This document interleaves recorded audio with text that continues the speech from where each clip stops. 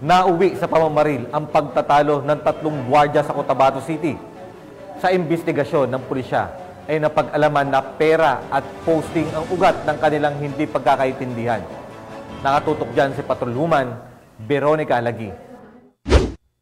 Nauwi sa pamamaril ang pagtatalo ng kapwa mga gwardiya sa Santos Street, Rosario Heights 6, Cotabato City. Nito lamang ika-10 ng Nobyembre taong kasalukuyan.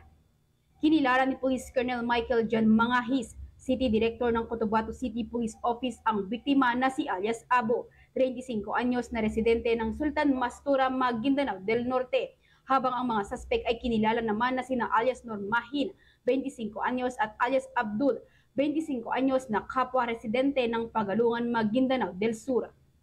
So far, arrested naman yung suspect, mga suspects arrested naman. We were able to confiscate din yung ginamit na firearms, range na firearms doon sa kaninang shooting incident.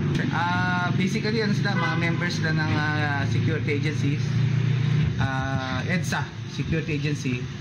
Ngayon, ang pinaka-motive nila is misunderstanding about sa pera na hindi nagkasundo, and then pera and then posting nila. Yun ang naging mitya ng kanilang pag-aaway. Ang biktima? Based dun sa investigation natin, pinuntahan siya kasi nangyari to around 9 o'clock ng gabi.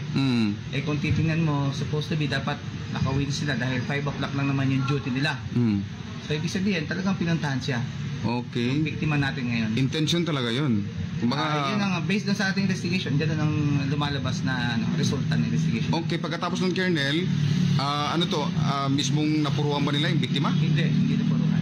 Okay, saan yung tama ng biktima? Kaya gagaan natin investigation. Ang kagandahan nun, na-aresto to support ng ating community. Public Safety Office na nakatulong din sa atin sa pag-aresto. Patuloy naman ang Cotabato City PNP na magsasagawa ng investigasyon at operasyon upang mapanatili ang kaayusan at mapayapang pamayanan para sa mga mamamayan. Mula rito sa rehiyon ng Bangsamoro, ako ang inyong Police News Network Correspondent, Patrolwoman Veronica Lagi, alagad ng batas, tagataguyod ng balitang pulis.